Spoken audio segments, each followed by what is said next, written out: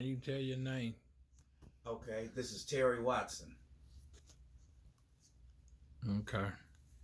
I was at the hospital in Las Vegas with Rudolph Frank Moore. He went into a diabetic coma. He come out of the coma briefly. He called the administrator, a priest, and a witness and signed his estate over to me and told me to be there to take care of him from now on.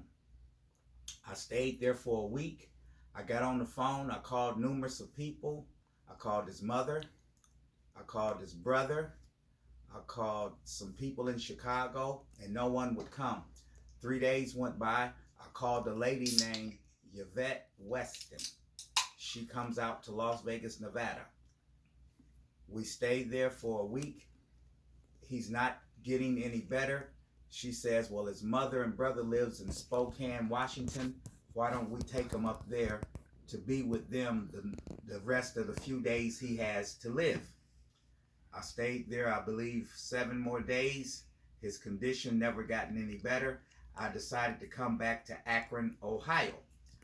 About a week later, I got a phone call, said that Rudy had gotten better. They had taken him home, which I kept in contact daily with her on the phone to check on his condition. And at one time she said that I was ahead of his estate, which I did not know. And they wanted to move him from his residence back to the hospital, and that they could not do so without my consent. On the phone, I said yes, I give him the consent. After that, I didn't hear anything else from Rusty for 8 months, other than Rudy Ray Moore had passed away, and the funeral would be in Akron, Ohio. As of today, has still not heard from Yvette Weston. Okay, what about the people saying at the hospital where his son at? That's in Richmond. That's at the nursing home, Kenny. I'm talking about when he signed over the rights. They didn't. He told the people that I was his son. Yeah. At that time, yes. At the time when Rudy signed his estate over to me, he told the hospital administration that I was his son. Cause he said he was thinking you were me. Right. He could have been confused and assumed I was Kenny Harp. That's right. That's right. Because he had went into a diabetic coma. Yeah. That's right. Well, so what I'm trying to do today is I'm trying to get the estate from Yvette Weston and get it over to Kenny Harp. Yeah. That's my goal. That's what I'm trying to do at this time. All right. Okay. So, when you went to the hospital, did Rudy ever say to you, did he ever think that you was Kenny? Did he ever display to you saying that did he ever call you Kenny? On the road a few times. When we were on the road, a couple of times he's mistaken me for Kenny, saying that we getting ready to do a show and are you going to do Jezebel? Yes, a couple of times. In Akron, Ohio, one of the flyers we had printed up, as a matter of fact, has Jezebel, whereas he thought while we were on the road that I was Kenny. Yes. So when all this was, at the time when all this was going down, would it be safe for you to say you did all this because you felt like Rudy thought at the time he was in diabetic comas and you didn't know he was going down, but when it all went down that he thought you were Kenny? At different times, at different times. Yes, he and did. You being his friend, you were doing whatever you needed to do to make sure he was safe and to assist him with whatever he was doing.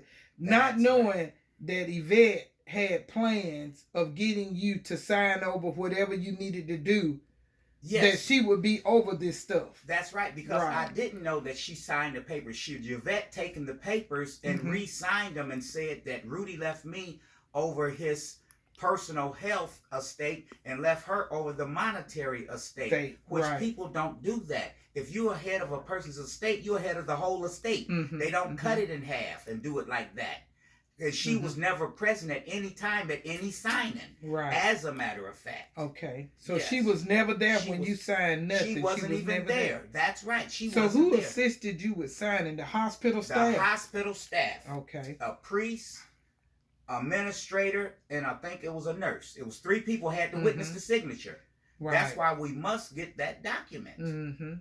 Mm-hmm. It's cut and dry. Right. Mm-hmm. It's cut and dry. Real simple. Wow. Real simple. And you are Terry Watson. I'm Terry Watson. Okay. Yes, of Akron, Ohio. Right. Rudy and I met, and he put me on tour with him for 13 years. And I just was a big fan of Rudy since I was 15 years old. Mm. And when I was about 42, 43 years old, he did a show in Akron. And I said, hey, after a show, I said, man, you know, I've been Dolomite since I was 16 years old. He said, give me your phone number. Young man, I'll give you that. I thought he was joking. A year later, he called me. I went up to Cleveland. We took a picture. He had me to do the signifying monkey with him on stage. He said, I'll be getting back with you. And another year or 6 months passed, and he took me on tour with him for 13 years. Mm-hmm. That's how I met Rudy, Mm-hmm. and that's what happened. Right. And he treated me like I was his Yeah. best friend and or son. Like, you know, Mhm. yeah. Mm-hmm. Did you believe that he was gonna come back, or you just thought, oh, he just said? When he went to the coma? Or what are you No, saying? but when you was younger and you first met him. And Right, I everything. had no idea. I thought he was joking because celebrities don't take a common Joe Blow off the street and befriend them and do stuff like what we did. It doesn't happen. Mm-hmm. It doesn't happen. Right. Mm-hmm. People don't do that. It was amazing. Yeah. Right. Yeah. Yeah. He ain't gonna tell you nothing and lie about it. He go always tell you the truth, and he Yeah. a man to the word. Yeah. All right. Yeah. All right. So well, I'm gonna thank sign you, that. Terry. We're going after this. We're gonna get this Sign that. thing right. Yeah.